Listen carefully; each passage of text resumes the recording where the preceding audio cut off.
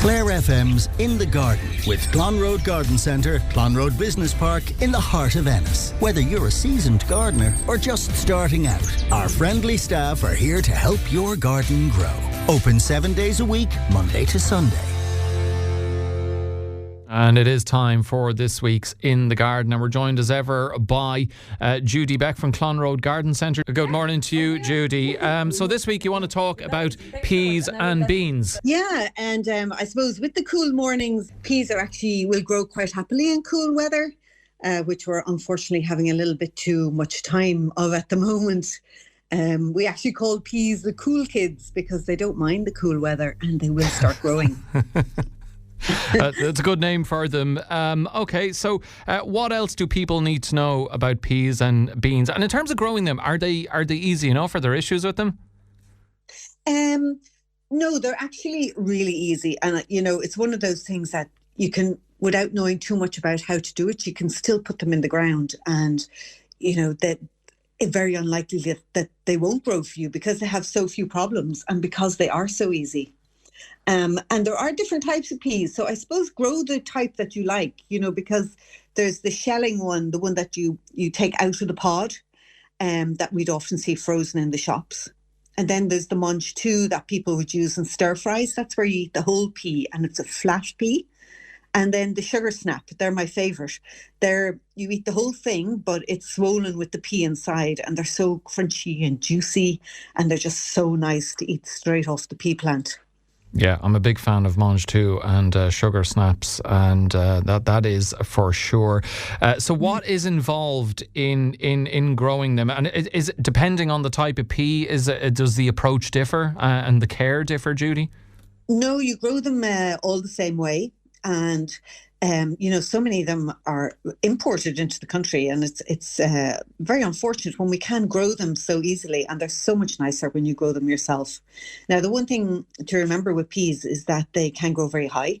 So you can buy the dwarf variety, but most of them grow over 6 feet high. And if you don't put in supports, of course, they're just going to flop on the ground and sprawl across the ground and they'll just get mildew, and nobody likes soggy peas. So the best thing to do is to give them some support. And you can do that with pea and bean netting that you can stretch across bamboo sticks or poles. Even the dwarf peas, which only grow maybe 1 foot, 2 foot high, they still need some support or they will flop over on the ground. So that's one of the important things, is to give them some support. And if you've grown sweet pea before, they actually grow really similar. They're the same plant. But sweet pea, of course, are the flowers and non-edible. And the regular peas are the edible type, obviously. Okay, and I suppose peas there's a beneficial, mutually beneficial relationship between the peas and the soil as well. It's not no give and all take. Yeah, exactly. So peas are the one thing that actually return something to the soil. So the roots do what we call, they fix the nitrogen in the ground. So they return nitrogen to the ground. So your next crop that you plant after peas will have nitrogen in the ground for them, which means you can use less fertilizer. So they're one of those plants that actually give back. They're not all about take. And one of my top tips for growing peas is to soak the seed in water overnight or for a couple of hours before you plant them, and that will help your germination.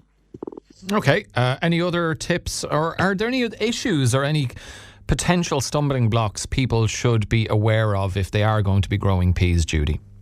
Well, peas, we're not the only people that like peas, are the only animals, because pigeons love them and mice love them. So if you have a problem with mice, might help if you sow your seed indoor, because they will actually eat the seed, not just the plant, if they're hungry at this time of year. So if you sow the seed inside in little trays or little pots, and then when they get bigger, put them outside.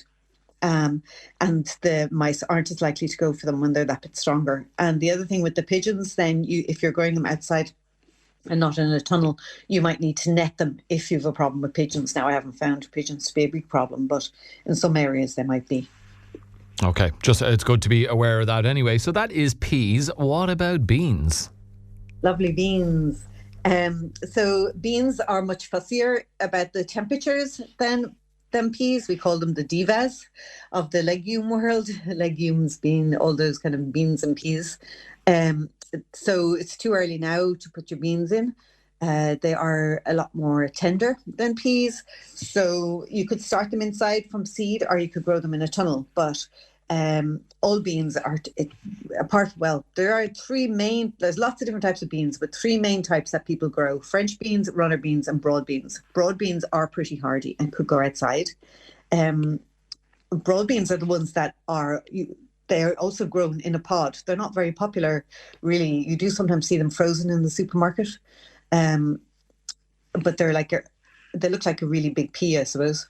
They're a large green bean, delicious, but wouldn't be hugely popular to grow. The more popular would be French beans, which are shaped like a short pencil. They're round, or runner beans, which are long and flat. And runner beans are probably the easiest. They're all pretty easy to grow, and I would say, really well worth giving them a go. Okay, how high can beans grow, and is there a variation in terms of their growth? So a lot of them will grow up to about 8 feet, which is pretty tall, and they are going to need support. And there's also short bush or dwarf varieties. So they're easier maybe for beginners, but they give such a good return when you sow them out. You just get loads of them, same as peas, and they grow so quickly. It's lovely to see them growing in the garden. They don't take up a huge amount of room because they grow vertically, so you don't need a huge amount of space for them. And you can grow the dwarf varieties in containers as well. But I really think it's well worth trying them. Now, a top tip for beans is that they don't harvest them when they're wet. If you start touching off them when they're wet, they start spreading a fungus. So only harvest beans on a dry day. Okay, important to remember that. Anything else that people should be aware of in terms of beans? That was your top tip, but like with peas, there are certain potential issues with peas. Is it similar with beans, Judy? Anything people should be mindful of? Yeah, so I suppose if you start right, you're halfway there to getting a good crop. So a nice rich compost. They're a hungry and thirsty plants, so don't let them dry out, but start them off with a good quality compost, or put in manure before you plant them. Some problems that beans can get is you can get black aphids on them, and if you want to do it organically, you can just squash them between your fingers, but you can get a spray for them as well. And another top tip for growing beans to prevent the black aphid, you can plant nasturtiums in your garden, those lovely orange, red and yellow flowers, because those black aphids also like nasturtiums. So if you put them in a different part of the garden, it'll attract the black aphid over to the nasturtiums. They can be your sacrificial plants to keep them away from your beans, and that will definitely help as well. Okay, thank you for that. 086 1800 964. If you have any gardening questions for Judy, do send them in to us. But before we get to those, Judy, and with the fine day that's in it, and hopefully there's more of that this week, be good gardening weather. So what jobs have you drawn up for our listeners? So it's a really good time to start a herb garden now. You can do herbs in a raised bed, or you could do them in containers. If you start with the more hardier ones like parsley, thyme, rosemary, chives, and you can start them outside. I wouldn't put basil or coriander outside. It's just too cold. You could put them in a tunnel, all right. But lots of variety of herbs to start now. And again, quite expensive to buy in the supermarket, and lovely to have your own fresh. Okay. Another job then would be to repot any houseplants that are housebound. Make sure you buy houseplant compost, and preferable to using the regular multi-purpose compost. But a really good time now in the spring to do that. Okay. And, any other jobs? The last job I have on my list is, last week we were talking about wildlife ponds, and if you can add some oxygenating plants to your wildlife pond now to prevent the build-up of algae, and you can buy them in garden centres at the moment. Okay, so some jobs there for the coming week. Let's get to the listeners' questions. And first up is regular Morning Focus listener, indeed regular gardener, Kay in Curfin. Good morning to you, Kay. Great to hear from you. She says, good morning, Alan and Judy. I'm getting flower beds ready for planting, says Kay. I need some weed barrier. What way is it sold? I don't need a lot of it. So you can either buy it in a roll of 15 metres or in a roll of 50 metres. They're all a metre width, but you can also buy it by the metre. It's a little bit more expensive to buy it loose or to buy it by the metre rather than buying it by the roll. But if you only need a couple of metres, you can buy it, whatever you need, so you don't have it lying around. Or that's the way we sell it anyway. Other places might sell it differently. Okay, we'll move on to another question, which is in quite a few in relation to today's topic on peas and beans. So good to know that people are keen to follow your advice, Judy, and either they're already trying to grow them or they are going to begin on this journey. The first one here possibly have answered quite a bit of it already earlier. Someone wondering what are the common problems of peas and beans that I should look out for. You pointed out quite a few. I don't know if there's any others that people should be aware of. Well, I suppose the one thing is that they actually have very few problems. So the ones that I pointed out, I'm just kind of giving a heads up that they might be things that they come across. But in general, they grow very easily. And the main thing is to get the soil right and to get your supports right.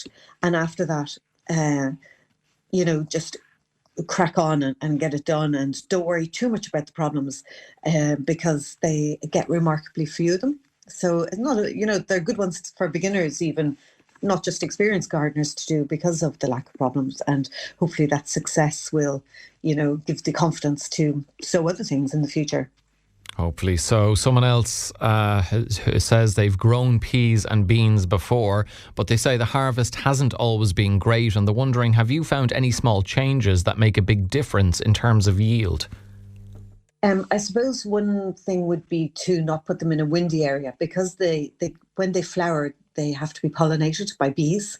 And bees and pollinating insects don't like, if they're in a windy area, it wouldn't be their preference. They prefer to be in a sunny, sheltered place.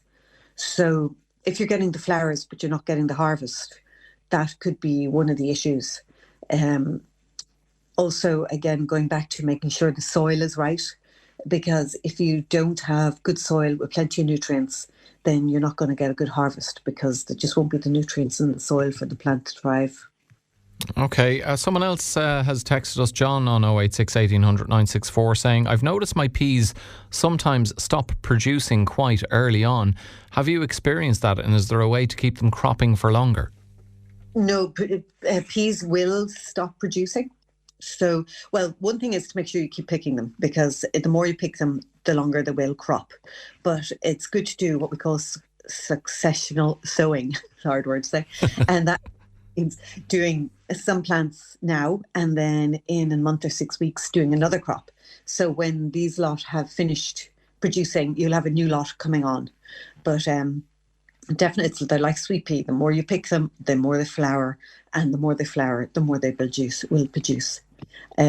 You can add like tomato feed. You can give them a tomato feed as well to make sure they have enough nutrients and they can keep producing. So tomato feed diluted in water can be washed into the soil, and that will give them just that extra nutrients.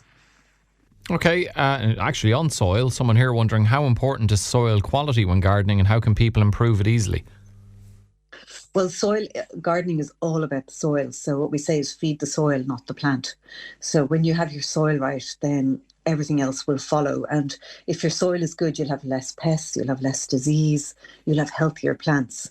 So one of the main ways to improve soil is by adding compost and manure to it to give it an extra boost and, extra nutrients. There's other things you can add to it, like fish blood and bone is a really natural product, really good for the soil, and helps all shrubs, everything that flowers. So feeding your soil all the time and not thinking too much about feeding your plants. So the more you constantly improve your soil, and you need to improve your soil every year if you're planting in the same place, because it gets tired from always feeding your plants and never getting anything back. So definitely need to concentrate on adding extra nutrients to your soil, depending on what you're growing. And we can give you extra advice about that in the garden centre.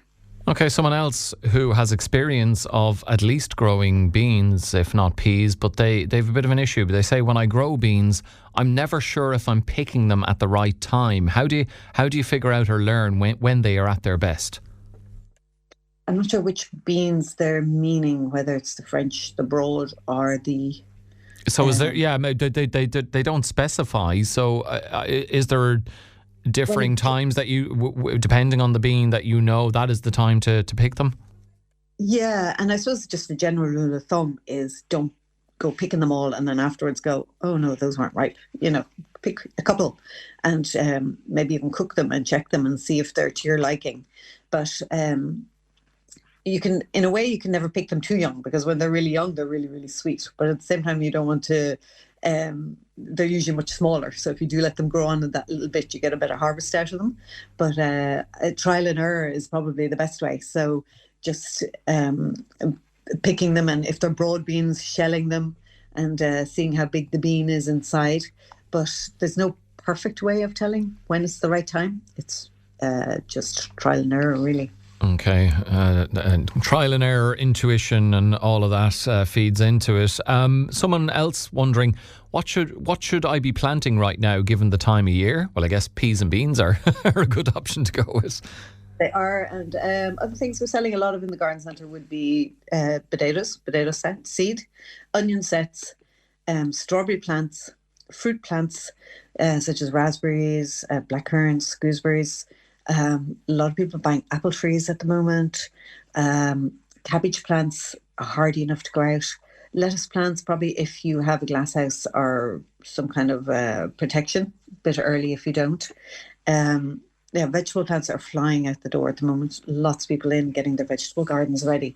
As regards flowers, too early for the summer bedding.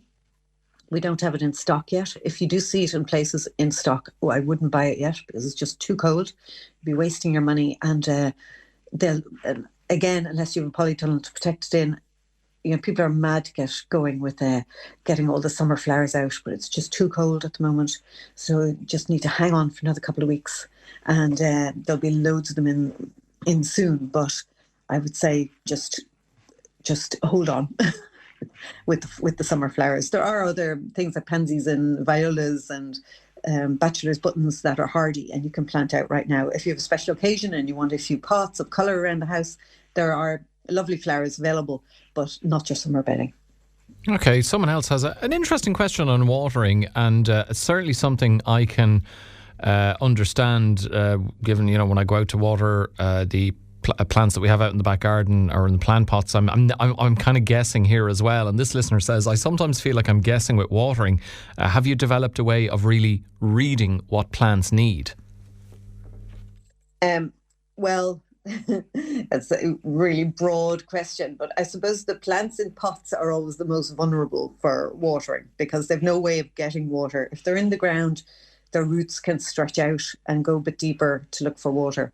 But the plants in pots are always the most vulnerable when, so if you go away for a warm week and there's no rain, you can come back and your poor plants are really in trouble. But from day to day when you are there, it's not really the top bit of the compost that you're concerned about. You need to just go down a couple of inches and see if they're wet enough down a couple of inches. Now, a couple of tips for keeping your plants watered during the summer especially is if you can put a mulch around the top of the pot. So, for example, you can put a decorative stone, you can put bark, anything that will protect the compost and stop it from drying out and stop it evaporating. And that's the best way I find to keep my plants watered in pots. And to a certain extent, that goes in flower beds as well. If you have a mulch over the compost, it stops the water evaporating. And for young plants, your biggest risk in the first year, when you put new plants and shrubs and trees in the ground, if they dry out in the first year, they can easily die. They have to be minded. Same with hedging, has to be minded the first year. And sometimes we can get 3 weeks without much rain, and that's when they're really susceptible to drying out and dying. I hope that helps a bit. Of course it does. All your advice helps, Judy, and other listeners really appreciate it. We do have to leave it there for this week, but I'm sure there are going to be more peas and beans grown in the Banner County on foot of your advice this morning. Thanks as ever for joining us, and we'll chat to you again next week. Thank you. Take care. Bye-bye.